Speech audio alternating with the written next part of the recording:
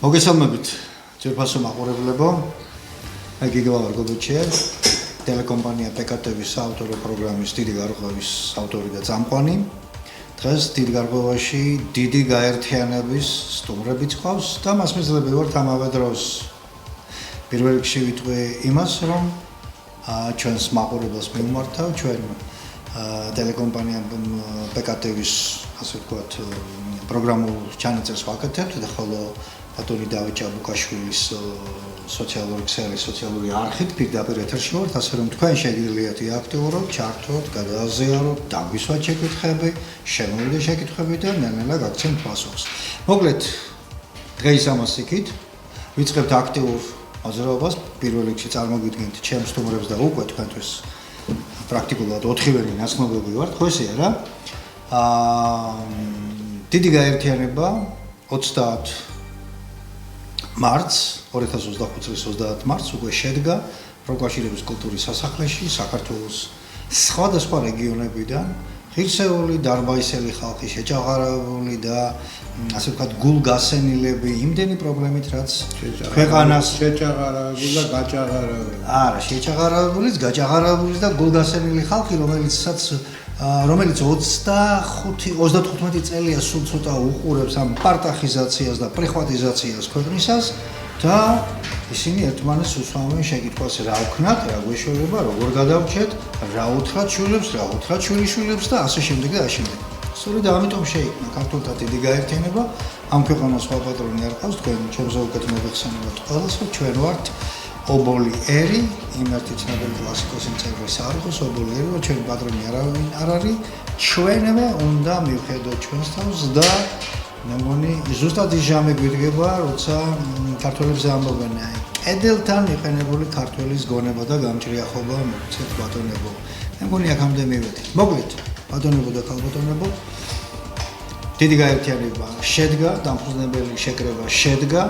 მართალია ეს არ წარმოადგენდა სრულიად საქართველოს, მაგრამ ჩვენ დარწმუნებული ვართ და სწორედ ამ საკითხზეც ვისაუბრებთ ჩვენ დღევანდელ გადაცემაში, ჩვენ ძვირფას სტუმრებთან ერთად, რას ვაპირებთ, როგორ ვაპირებთ, ზოგადად შევაჯამებთ 30 მარტის ღონისძიებას და ასე შემდეგ. მე ხა წარმოგიდგენთ ქართველთა დიდი გაერთიანების, რომელიც უკვე შედგა, საზოგადოებად ჩამოყალიბდა, ხას უსვამ საზოგადოებად და არაერთარ შემთხვევაში პარტიადეს ჩვენი საერთო დათქმა და თხოვნა საზოგადოებისადმი. ჩვენ ვართ დიდი გაერთიანება და აქ ყველასთვის ღია ადგილი, გარდა იმათი, რომელთაც 55 წლის მანძილზე საქართველოს სახელმწიფოს ტყვია ესროლეს. ხომ მეთანხმებით ბატონები? წარმოგიდგენთ ჩემს სტუმრებს, ბატონი დემურ გიორხელიძე, ანალიტიკოსი, ექსპერტი, პროფესორი, თქვენ მას ძალიან კარგად იცნობთ. ბატონი ზაქარია რუჭიკაშვილი, მოძრაობა საქართველოს შვილების დამფუძნებელი, ცნობილი ექიმი და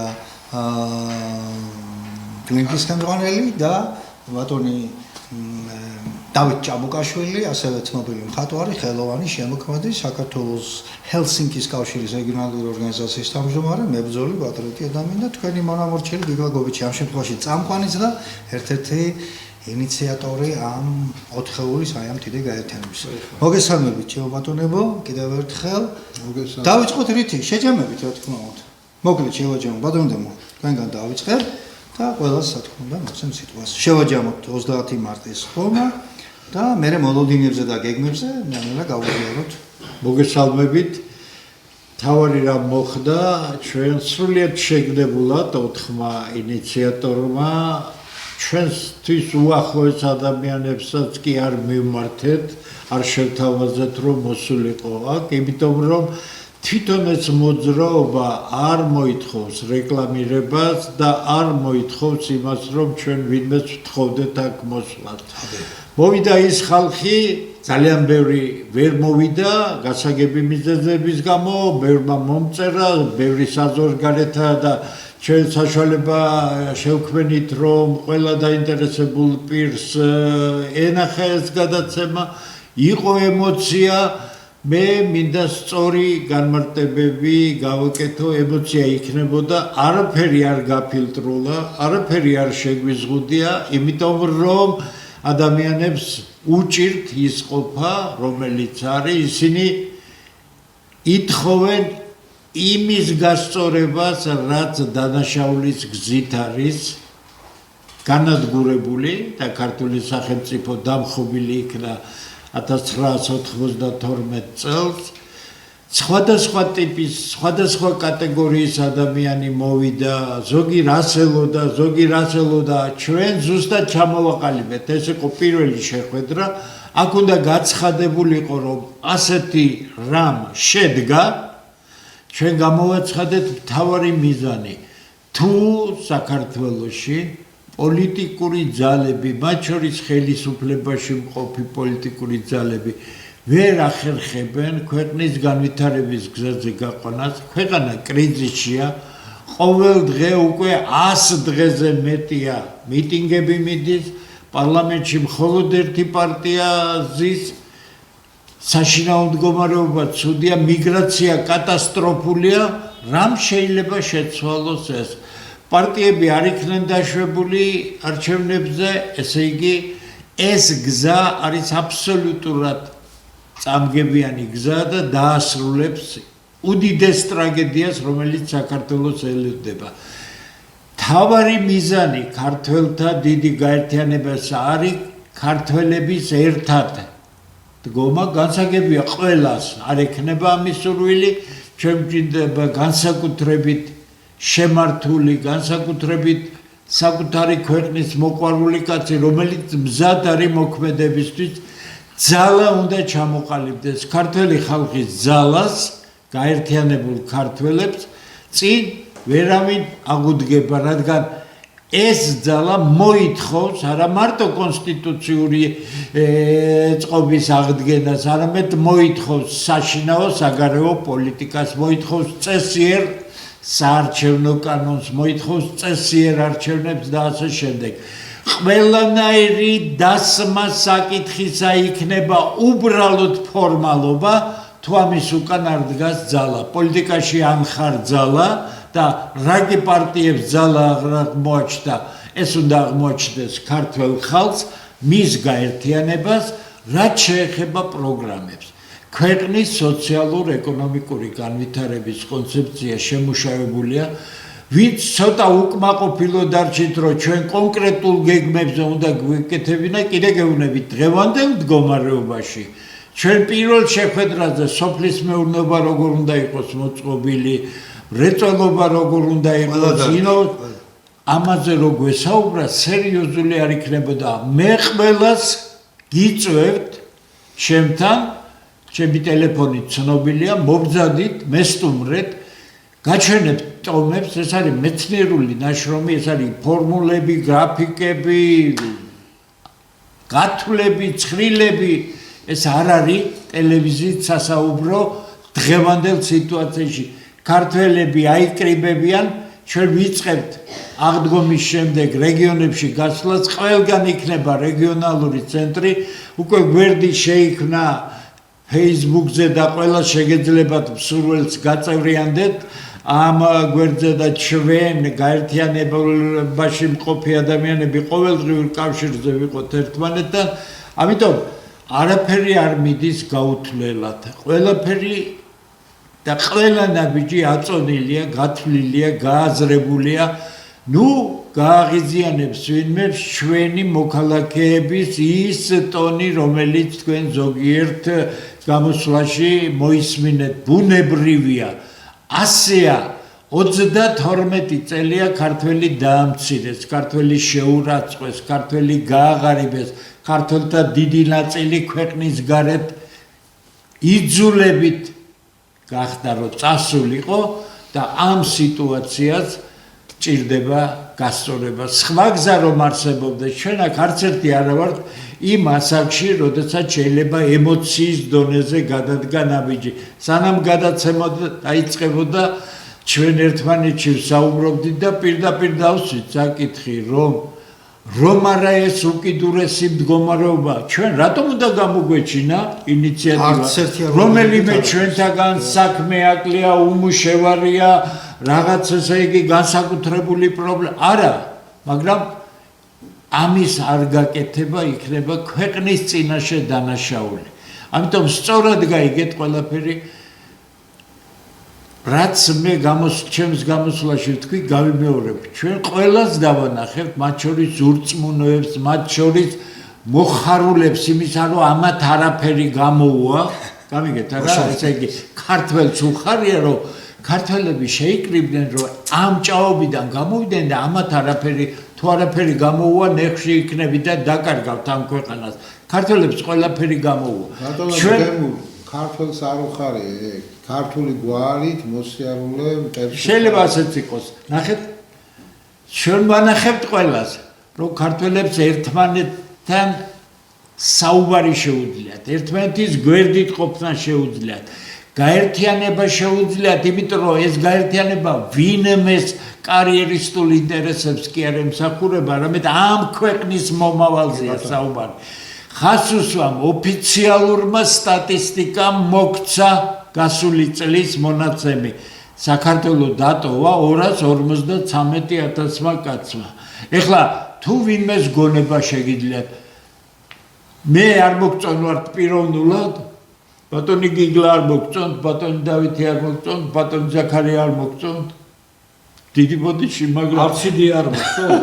არც იდი არ მოგწონთ, არც ამ ქვეყნის გაყვანა არ მოგწონთ, იმაზე რა კი ჩვენ ავიღეთ, ჩვენ ძალიან კარგად ვიცით, რა კოლოსალური ტვირთი ავიღეთ ჩვენ თავზე. ამიტომ ყველაფერი სწორად გათვალეთ, მოგწერეთ თუ რაიმე შეკითხვა გინდათ, მობრძანდით სასაუბროდ და სოციალურ ქსელში ნუ შექმნით ისეთ მდგომარეობას, როცა რამდენიმე ხნის შემდეგ თქვენი ჩანაწერიცა თქვენვე შეგრცხვებათ. კიდე გეუბნებით, ჩვენ ხო პარტია არა ვართ. ჩვენ პარტია არ გვაინტერესებს. პარტიებს თავისი დღის წესრიგი აქვს და გააკეთონ თავისი საქმე.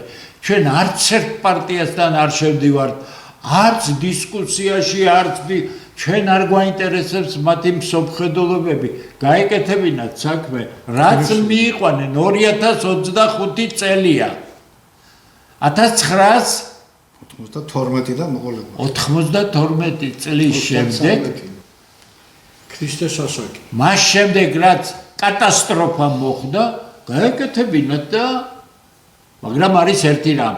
მიზნები უნდა გწოდნოდაო ვიღაცებმა თქვენს, ხო? თავარი მიზანი. ქვეყანა არის კრიზისში. საქართველოს რომ კრიზისიდან გამოვიდეს, კრიზისი გლობალურად უნდა გადაწყდეს. კრიზისის ფუძე დევს სახელმწიფოს დამხობაში. 1992 წელს მიღებულია კანონქვემდებარე აქტები, რომ ეს იყო სამხედრო გადატრიალება. მე როგორც პარლამენტის წევრი თავის დროზე ხმა მაქვს მიცემული იმაში, რომ 92 წელს მოხდა სახელმწიფო გადატრიალება. ამიტომ კონკრეტიკა ვისაც საინტერესებს. თავარი არის კრიზისი გადაწყდეს გლობალურად და ეს გადაწყება არის ძალიან კონკრეტული გზით. მხოლოდ ქართველთა გაერთიანებას ძალად ქცეულ შეუძლია აიძულოს ყველა პოლიტიკური ძალა, მათ შორის ხელისუფლება, სიმბოლურად და სამართლებრივად და პოლიტიკურად აღდგენილი იქნება წინა ლეგიტიმური და კანონიერი გზით არჩეული ხელისუფლება. არაფერი არ იცვლება ქვეყანაში, დღევანდელი რაც არის დროებით აგრძელებს საქმიანობას, სანამ ჩვენ საერთო დანიშნულ არჩევნებზე არ გავალთ, მანამდე გაერთიანებული ქართული საზოგადოება, ქართველი ხალხი, ყველა პოლიტიკურ პარტიას, ვინც აღიარებს, რომ ქართული სახელმწიფო არის ხელუხლებელი, ქართული კულტურა, ჩვენი ყველაზე დიდი სიმდიდრე, უნდა ვითარდებოდეს და უნდა ვითარდებოდეს საკუთარი წიაღიდან ამომავალი, აღმავალი ტრაექტორით ჩვენი ენა და ამ სამს აზრი არ ექნება თუ ქართველი ხალხი მისი ინტელექტუალური დონე ქვეყანაში არ გაიზარდა, ეს არ გახდა ბატონ პატრონი მთელი ამ ყველაფრისა და აქ შეიძლება წამოიყვანოს საკითხი. შეიძლება ლიბერალურმა პარტიამ, სოციალისტურმა პარტიამ, კონსერვატულურმა პარტიამ ყველა თქვათ, რომ ესენი ყველაფერი ჩვენთვისაც ძვირფასია, მაგრამ მე ამას გავაკეთებ ლიბერალური გზით, მე გავაკეთებ კონსერვატული, ვიღაც იტყვის მე ლეიბორისტული გზით. მოდი გავეჯიბროთ შეთანხმებულ რეჟიმში ერთმანეთს, ვიღაცას არ გამოუვა, სხვა გააგრძელებს, იმას არ გამოუვა, ახალი გაჩნდება და ასე შემდეგ. ესე იგი, თავარი გასაგებია, თუ ხელისუფლება ამაზე ვერ წამოვა და წამოვა ქართველების გაერთიანებას ვერ დაუპირისპირდება, იგი შეიძლება დროებით მოახერხოს, რომ ეს კრიზისი, რომელსაც ის უკვე 3 თვეზე მეტია ვერ უვლის, მთელი მსოფლიო უყურებს ამას, რომ ყოველდღე რუსთაველზე და გუშინ კიდე ლავის პეტარდები და რა იქნა გამოყენება. როგორ ვერ უვლის ეგზეკუციებით. დიახ, მაგრამ მაგი არა, ესე იგი, თუ გვინდა რომ გადაწყდეს, პოლიტიკური გზით უნდა გადაწყდეს, პოლიტიკა კი არის შეთანხმება, აი ჩვენ დავსახეთ გზა. არ გვჯერებენ დღეს და არ გაგიწევენ ანგარიშს და არ გააკეთებენ ამას, იმიტომ რომ მათ გამაწონასწორებელი ქართველი ხალხის მხრიდან გაერთიანებული ძალა არ აიძულებს, რომელი ქართველი შეიძლება იყოს იმის წინააღმდეგ, რომ ჩვენმა გაერთიანებულმა ხალხმა აიძულოს ყველა პოლიტიკური პარტია სადმე ცნობილ ციხესიმაგრეში დაჯდნენ მრგვალი მაგიდის ირგვლივ და შეთანხმდეს იმ თავარზე, რასაც გეუბნებათ. მანახეთ ერთი ქართველი, რომელიც იტყვის, რომ ეს არ არის კარგი. ამ შეთანხმების შემდეგ ახლად არჩეული მთავრობა ჩამოიღებს ყველა მტვერიან საქმეს, რომელიც პროკურატურაში დევს, გასამართლების გზით, სასამართლო გზით, რაც დაждდა, ექვემდებარება დაიჯდება, რაც არ ექვემდებარება სასამართლო გზით დაჟდას, ამინისტირებული იქნება და ჩვენ ცარიელი ფურცლიდან დავიწყებთ ცხოვრება. რატო? ეს ჭირდება ქართულ სახელმწიფოს მომავალს. და ეს სახელმწიფო იმიტომ გჭირდება, რომ ჩვენ ქართველი ხალხის მომავალი უზრუნველყოთ ამ ქვეყანაში. არსებობს თუ არა მსგავსი პრეცედენტი? დიახ, ესპანეთში გამანადგურებელი სამოქალაქო ომის შემდეგ ესპანეთის პოლიტიკურ ძალებს ეყოთ იმხელა პასუხისგებლობა ესპანეთის მომავლისთვის, რომ ადგნენ და ცნობილ ციხესიმაგრეში მოუსხდნენ მაგიდას და გააკეთეს შეთანხმება, როგორი უნდა იყოს პოლიტიკური თამაშის წესები. შეიძლება პოლიტიკურ პარტიას ენდოს საღი ნორმალური ადამიანი, რომელიც ყოველდღე თავის საკანალიზაციო ტელევიზიებით აგინებს მეორე პოლიტიკურ პარტიას, ლამი ზიზღამდეა, ბოღმის მთხოვამდეა მისული ყველაფერი, ეს პოლიტიკური პარტიების შეთანხმებით აღარ კეთდება, იმიტომ მათ ერთმანეთთან დიალოგიც კი არ აქვს. ესე იგი, ქართველი ხალხის გაერთიანება იქნება ის ძალა, რომელიც აიძულებს ამ პარტიებს, ანდა ჩვენ გაერთიანებული ქართველები ბოიკოტს გამოუცხადებთ ყველა იმ პარტიას, ვინც შეეწინააღმდეგება ქვეყნის მომავალს და ქართველი ხალხის მომავალს. აი ზე ამოცანა, აი კოლოსალური სიფთულის ამოცანა.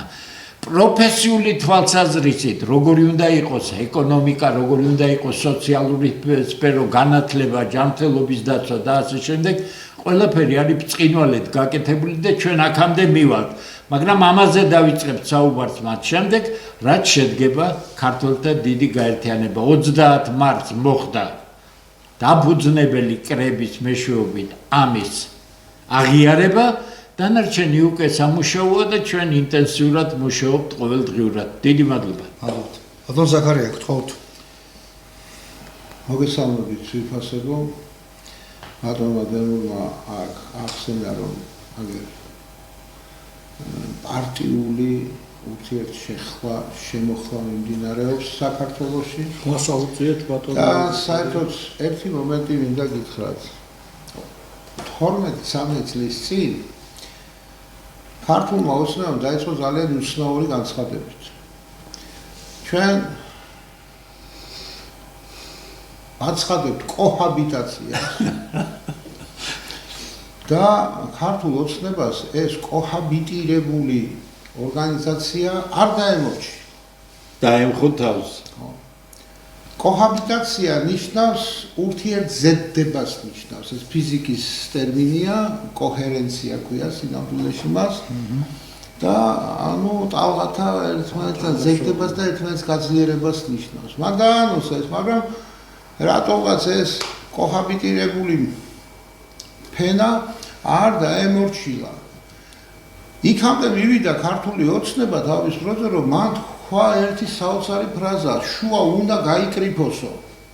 ანუ მე და ჩემი საყვარელი უნდა დავჭეთო. დღეს ეს საყვარელი ეომება და მას ამ საყვარელს სჯის. სჯის. იმიტომ რომ ვერ დაიმორჩილა 13 წელიწადი. იმიტომ რომ აქ ლაპარაკი არის ძალაუფლებისთვის ბრძოლას. კოჰაბიტაცია მოიაზრებდა იმას, რომ 2016 წელს ალბათ უნდა დაეთმოთ სიტუაცია და ახლა ისინი უნდა მოსულიყვნენ. და მაშინ შუა მართლა გაკრეფილი იქნებოდა და კრება დარჩებოდა მხიარული. მუდმივ მოლოდინში ვიქნებოდა. ქართულმა ოცნებამ ამ კოჰაბიტაციით ერთი კარგი საქმე გაუკეთა ქართულ ხალხს. რომ ეს პერმანენტული სიგიჟე შეწყდა. და შეწყვიტა რამ სკალების სიყვარულმა. ქართულმა საოცარმა ბუნებამ რომ აქედან არ გადმომსვლა. სულ ყოველთვის ვამბობდი ჩემო ძვირფასებო. 22 წლის მანძილზე არც ერთი მიტინგი არ გამართულა გაუმართოს დამოუკიდებელ საქართველოს ესეთი ლოზუნგი.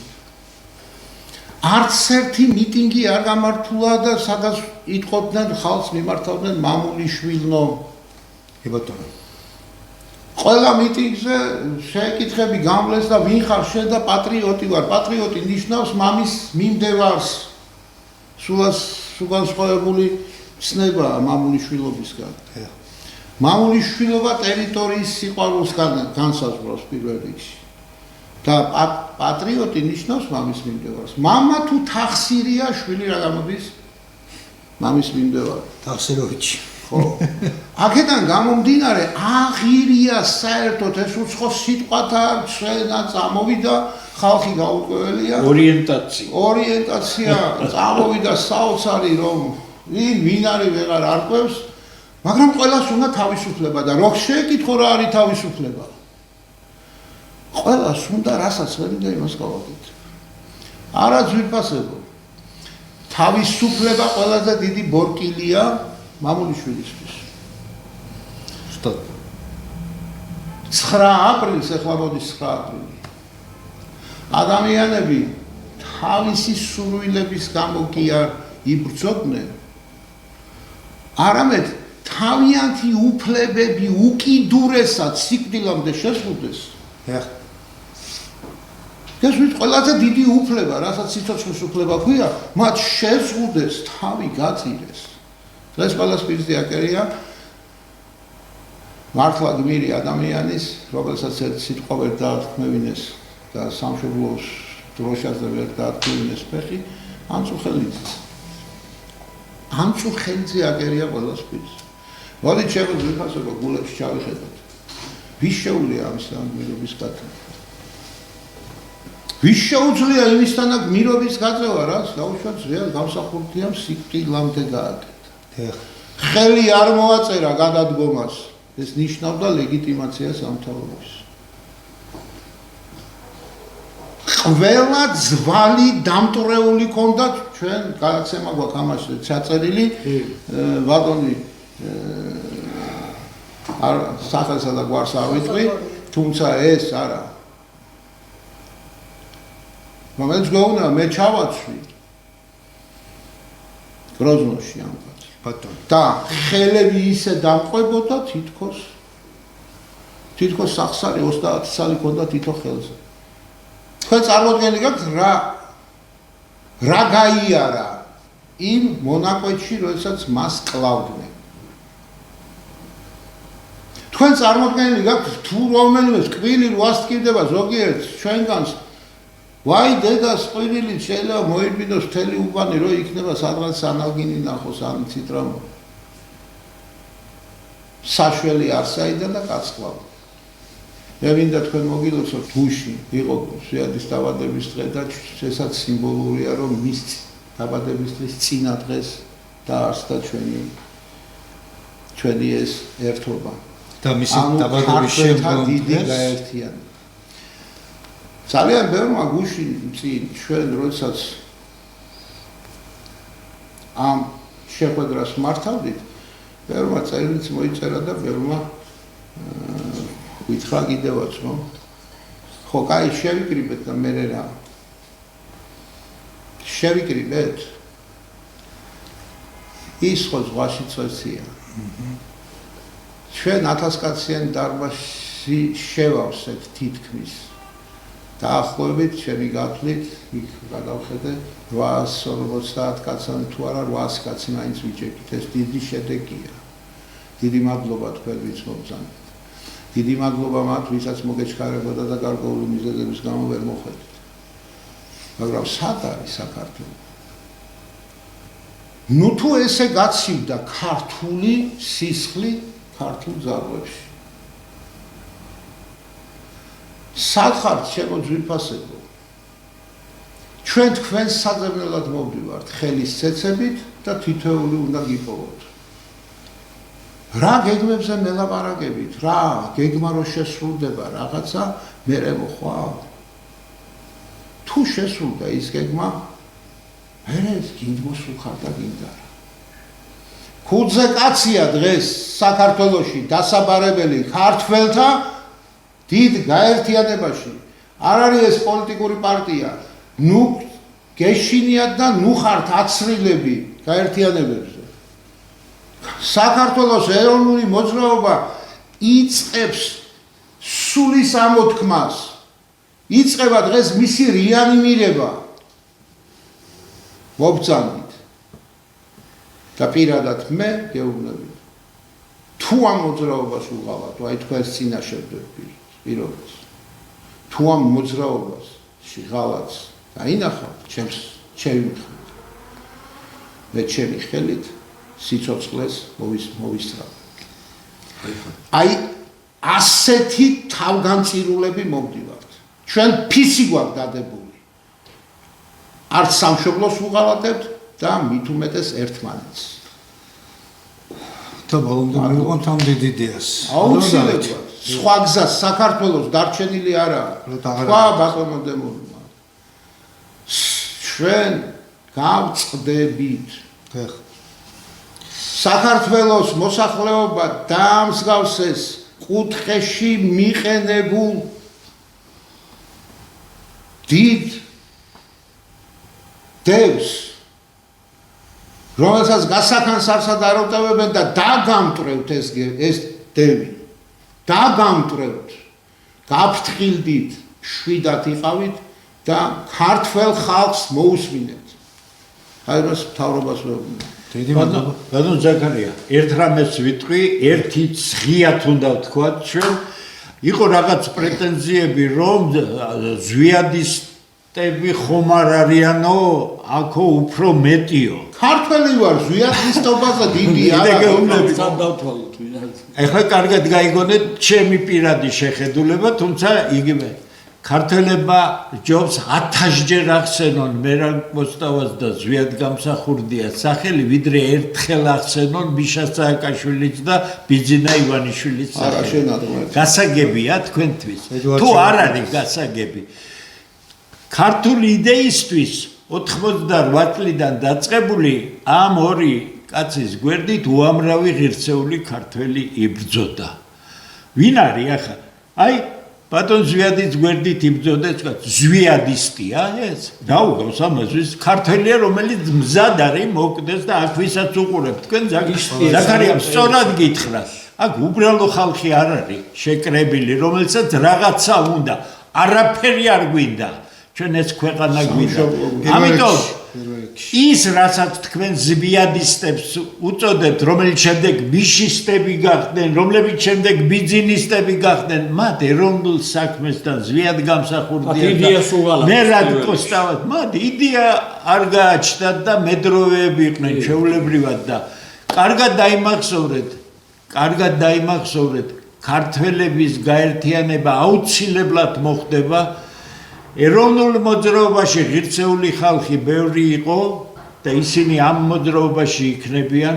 შემდეგ პერიოდში ძალიან ბევრი ღირსეული ადამიანი, მე განსაკუთრებით მინდა აღვნიშნო ემიგრანტების აქტიურობა, შესანიშნავი ახალგაზრდებია, შესანიშნავი ქალბატონებია და მამაკაცები არიან, რომლებიც ღიად ამბობენ, რომ ისინი მზად არიან ამისთვის. მე შემდეგ შეხვედრებზე გავახმიანებ ზოგიერთ წინადადებას, ეხლა უბრალოდ მოკლე ინფორმაციული გადაცემა გვაქვს. ამიტომ სწორად გაანალიზეთ ჩვენი ფილტრი გვეშლება, როგორ გავაკეთოთ და ვიღაც ესე იგი ისეთი დახვეწილი რომელიც ცხრამთავრობის აფერისტია, ის გამოვიყვანოთ ტრიბუნალზე და გულანთებული ქართველს ჩავთვალოთ, რომ ეს მეორე ხარისხოვანია, არაფერი შეგეშალოთ. აი, სწორად გაანალიზეთ ყველაფერი. ყველაფერი გამოთვლილი გაქვს, ყველაფერი გამიზნულია და ყველაფერი ისე გაკეთდება. თქო ბატონო. ნუ ვიდრე ახლა მაინც აინტერესებთ, ვიდრე მცირე ორგანიზაციული მასზე, მცირე ინფორმაციებს მივაწვდე, მაინც შევეხები გუშინწინდელ და გუშინდელ ამბებს, გაერთიანების დღეს და შემდეგ გუშინდელ დღეს. მე სიმართლე გითხრათ, მაინც კმაყოფილი დავრჩი, განსაკუთრებით კმაყოფილი დავრჩი ამ შეხვედრაზე რეგიონებიდან ჩამოსულ სტუმრებზე კიდევ ერთხელ ვუხდი, დიდ მადლობას. ყველა რეგიონი. აბსოლუტურად აფხაზეთიდანაც კი იყვნენ. ეს ძალიან სერიოზული აქტი იყო უკვე. და წარმოედგინეთ, თქვენ თბილისმა უფრო მოიკოჭა შედარებით, მაგრამ Facebook-იდან გამომდინარე, რომ შენ 800 და 800 კაცი მოგივიდეს პირველივე შეკრებაზე, ეს უკვე არავინ არ დაგვიბაძებს, არავინ წოდებია, თავისინებით უნდა მოსულიყვნენ. ეს უკვე მეტყველებს იმაზე, რომ უკვე მომწიფდა ის, რომ ქართველ ხალხს აღარ უნდა ამ ჭაობში ყოფნა და უნდა გაერთიანება და ამ ჭაობიდან ამოსვლა. ჭეშმარიტი ჟურნალისტი უნდა ემსახურებოდეს აი ასეთ ჭეშმარიტებას. ეს არის კარგი. მაშინ შეგვიყვარდება ჩვენ ტელევიზიები და დროა ჟურნალისტებმა ისწავლონ თავისუფალი სიტყვის და თავისუფალი აზროვნების დაფასება. უნდა დაამთავრონ პარტიული შეკვეთების გაჟღერება და შესრულება. აი ამან მიიყვანა იმ ჭაობამდე, რასაც ქვია სამშობლო რომ მიკარგება. და გუშინ ჩვენ ახლა რაც ვიხილეთ, მე მაგალითად ძალიან გული დამწყდა, ეს პირველ რიგში მე ვადანაშაულებ ამას სახელმწიფოს ხელისუფლებას. მე არ ვიცი ახლა 120 დღე როგორ შეიძლება იქ ამდენი ისინი დათარეშობდნენ და გამახსენდა მე 21 და 22 დეკემბერი პიროტექნიკებს ჯერ 31 მარტს და ზვიად გამსახურდიას დაბადების დღეს როგორ გაბედეთ და საქართველოს რესპუბლიკის პარლამენტის შენობას ცეცხლი დაუშვია. რა ხომ წმინდა გიორგის დღეობა და შევარდეთ პარლამენტში. ეს იყო ძალიან დიდი სირცხვილი ამაზელის და კიდევ ერთი მტკიცებულება იმისი, რომ აი ამ ახალგაზრდებს არა ცოდნა, არიციან რა არის უახლესი ისტორია საერთოდ და არიციან წარსული, არაფერი არიციან. ეს არის ძალიან ცუდ, სამწუხაროდ ამას ვიძახი ძალიან დიდი გულის ტკივილი. და მე მინდა რომ ისეთი ახალგაზრდა, ძალიან ბევრი კარგი ახალგაზრდა ყავს საბედნიერო საქართველოში, რომელსაც ესე იგი რეკლამა რო გაუკეთო, უბრწყინვალეს ახალგაზრდებია, მაგრამ რეკლამას მაინც და მაინც უკეთებენ იმ ჩამყაყებულ თავისუფლების ინსტიტუტებში და ასეთ იმებში, რათა დაფინანსებულ ჯიპაში ამ ყალყებულ რაღაცას, ხო და ეს არის ძალიან ამაზრზენი საქციელი და ეს საქართველოში აღარ განმეორდეს, მაგრამ პირველ რიგში ეს არის კიდევ და კიდევ აი ამ სახელმწიფოს ამ ხელისუფლების ბრალი. და რა ვიცი ხა თუ უნდა აღკვეთავენ მართლა რა უბედურება 120 დღე ესეთი რაღაცა ბარდაკი იყოს ქვეყანაში. მე როდესაც გამოდის პრემიერ-მინისტრი და გამოდის პარლამენტის თავმჯდომარე და ზვიად გამსახურდიას აქებ და ადიდებ, ასე თუ ეს ფარისეულური არ არის, ჩვენ რამდენჯერ ვთქვით, რომ კონსტიტუციური სამართლებია გასულია ქვეყანა. რატომ არ გამოიძიეთ ზვიად? კარგი, თქვათ მკვლელი ვერ იპოვეთ კაცო. ხომ აღიარა თქვენმა პარლამენტმა რომ ის იყო ლეგიტიმური პრეზიდენტი. ტყეში რომ დაძდებდნენ ლეგიტიმურ პრეზიდენტს ავტომატებით ის ხალხი ვინ იყვნენ? სად არის სამართალი? ვინ გააგზავნა ის ხალხი? ხო, ვინ გააგზავნა ეს გულვას აზრები და ხო ყველა მიცის, ხო ყველა ფერი ცნობილია რა. ხო და აი ესე სახელმწიფო ვერ შედგება. ამიტომ აღარ აქვს აი ამათ არავითარი მორალური და ზნეობრივი უფლება და არავითარი სამართლებრივი უფლება მართონ ეს ქვეყანა. სწორედ ამისთვის კეთდება ეს გაერთიანება. რომ აღარ აქვს ამის უფლება სამართლებრივი, იმიტომ რომ 33 წლის მანძილზე თემურლენგი, შაჰ აბასი და აღა მაჰმადანი ერთად ვერ შეძლებდა რომ საქართველოს ქართველებისთვის საფრთხის წინაშე დაკარგვის საფრთხის წინაშე დაეყენებინათ. აი ეს გააკეთეს, ხო, ეს გააკეთეს აი ამ სამმა შევარდნაძემ, სააკაშვილმა და ბიძინა ივანიშვილის მთავრობამ, აი ამ უკანონო დამნაშავე რეჟიმმა, არალეგიტიმურმა რეჟიმმა, რომელიც გასულია აბსოლუტურად კონსტიტუციური სამართლიდან. მე პირდაპირ ვეუბნები ამ ხელისუფლებას, ნებისმიერი, მოდი გახსენით, მოდი დღია ეთერი, ყობახიძე ხომ არის კონსტიტუციონალისტი. ჩვენგანაც მოვა სამი კაცი, თქვენც მოგბრძანდით, არა ხართ ჩვენი მტრები, არ ჩვენა ვართ თქვენი მტრები, ქართველები ვართ. ქვეყანა გვეღუპება, მოდი დავждეთ და სამართლებრივად გავარჩიოთ. ვართ თუ არა მართლები და აბსოლუტურად ხართ თუ არა კონსტიტუციური სამართლებიდან გასული და არალეგიტიმური. აი ეს მინდოდა მეთქვა და ეს დღეს უნდა ითქვას. ხვალ ჩვენ ამის თქვის საშუალებაც აღარ გვექნება, რადგან სამშობლო ხელიდან გვეცლება. და ჩვენ ეს 4 აი ეს ღირსეული ადამიანები, რომელმაც ახლა ხან ზაქარიაზე მომწერენ, ხან ბატონ დემურიზე მომწერენ, ხან ბატონ გიგლაზე, რას გეტყვით, იცით მეგობრებო? მეც მწერეს.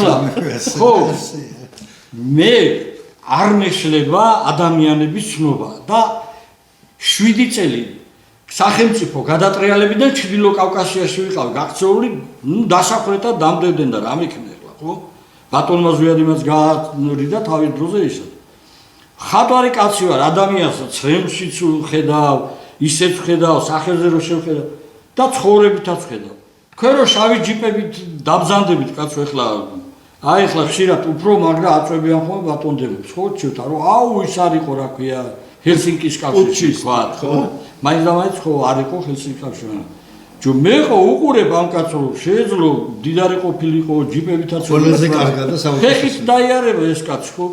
ბატონი ზაქარია მე ესეთი ვაჟკაცი კაცი და ესეთი ეროვნული კაცი და ესეთი ჯიგრიანი ქართველი მე იშვიათად მინახავს და ასეთი პატრიოტი კაცი რომელიც კიდე ხანდახან ელექტროენერგიის ფულს ვერ იღებს და მეც ასე ვარ ფიროსმანივი ცხოვრობ რომ იცოდეთ იტალიურ ეზოში რაღაც 12 კვადრატში ნაკირავე ბინაში მე არასოდეს მე ბინა არ მაქვს არც მჭირდება ნეტავი ისეთ ხელისუფლება მოვიდეს აგერ ადრე მამა ბასილი კალავიშვილმა მთხოვა რომ იქნებო რეკომენდაცია გაუწიოთო რომ ცნობილი მფრინავი რო არის ზაურ ბედია რომელმაც ჩვენი საქართველოს პრეზიდენტი სიკვდილის სიცოცხლის იმით გადააფნახელერეს გააკეთა ის ბინა არ აღიშეს თბილისში და კვლავ ნაკირავებში ცხოვრობს. ამიტომ მეგობრებო ჩვენ გვინდა ნამდვილი ჭეშმარიტი საქართველო ყველა ქართველისთვის, ყველა ქართველმა და ყველა საქართველოს მოქალაქემ, ეთნიკურმა ყველა საქართველოს მოქალაქემ, ჩემს რაიონში ბევრი აზერბაიჯანელებიც არიან და ძალიან ბევრი მეგობრები ყავს და გინდა ოსები, მე მინდა რომ ყველა იყოს ყველა ცხოვრობდეს ღირსეულად ამ ქვეყანაში და თავაწეული და გაღიმებული იყოს. აი ამ დროს ჩვენ აუცილებლად დაგიყენებთ. თავარია თქვენ კარგად დაფიქრდეთ, გაანალიზოთ რომ ასე გაგრძელება აღარ შეიძლება და ყოველგვარი პარტიულობის გარეშე აი გავერთიანდეთ ერთად სიყვარულით, მიმტევებლობით და დავდგეთ და ყველაფერზე, მაგრამ სამშობლოს სიყვარულით სამართლიანობით ბატონო. ხო, სამშობლოს სიყვარულით გამო. ერთი რამ მინდა რა დავამატო. აი ესეთი უცნაური მაგალითი მინდა მოვიყვანო ჩემო ძვირფას. დაუშვათ, შავთვალოთ რომ კაცი გორში დგას მატარებლის გაჩერებას. და უნდა თბილისში ჩამოსვლა და არ იცის რომელ მხარეს ჩაჭდეს. ვიღაცა გამოვლეს შეკითხება თბილისის რომელია და ის ოღრაში აღმოაჩნდა რა და უთხრა რომ შემოგევლე თბილისი აგერ იქეთ არის და ხაშურის გზა დაანახა. ჩაჭდა ბათუმის მატარებელში. იცის დაახლოებით 45 წუთში თბილისში უნდა ჩამოეცა 45 წუთის მერე ხო იტყვის კაცო.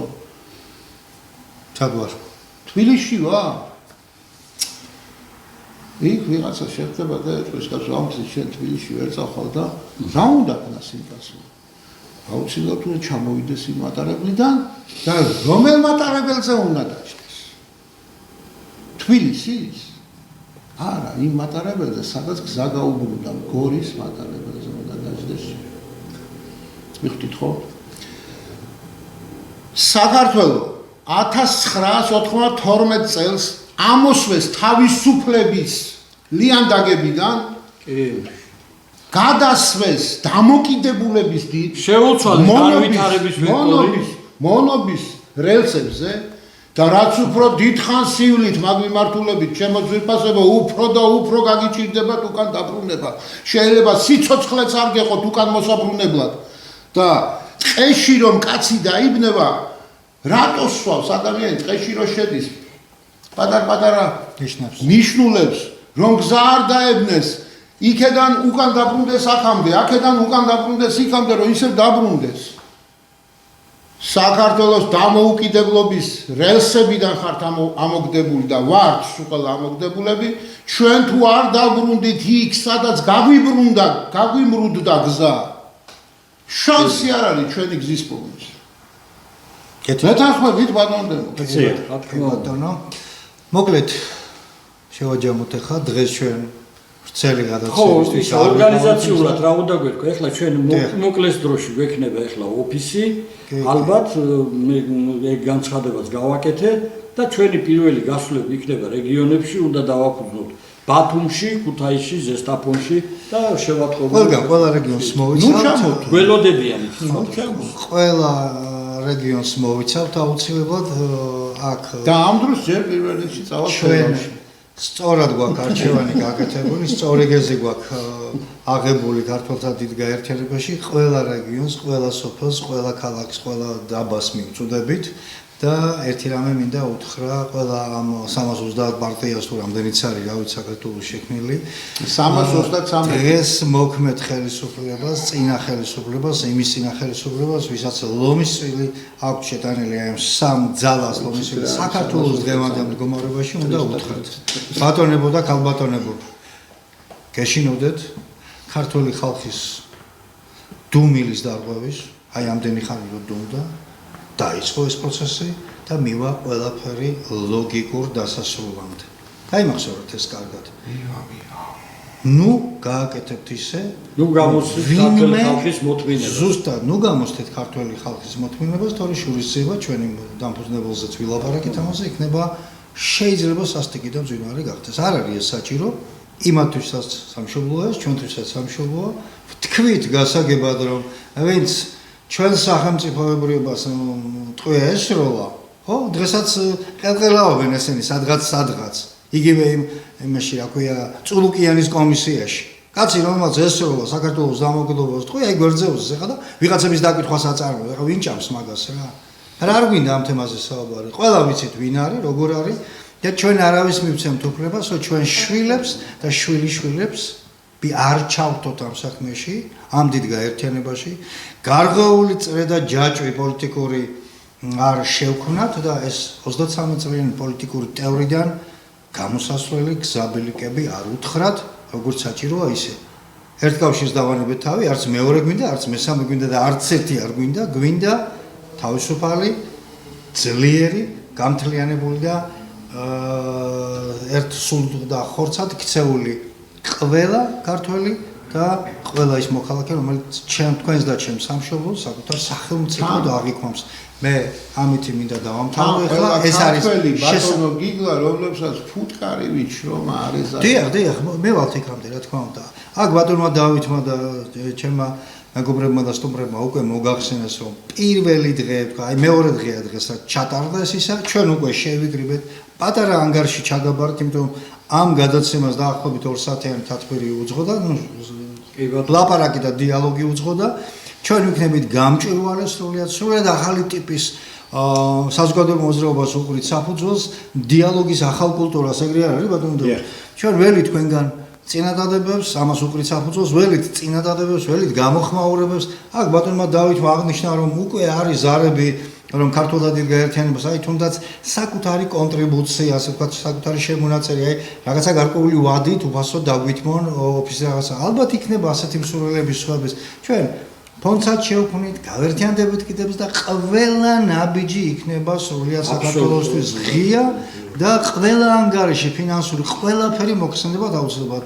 შევადგენთ ჩვენს ექსპერტებთან ერთად უკვე ყველა დარგში და ყველა სფეროში, აი ჩვენი გარკვეულწორად ამას ითვალისწინებს, რომ განათლება იქნება ეს, კულტურა იქნება, ხელოვნება, ეკონომიკა, საერთაშორისო ურთიერთობები.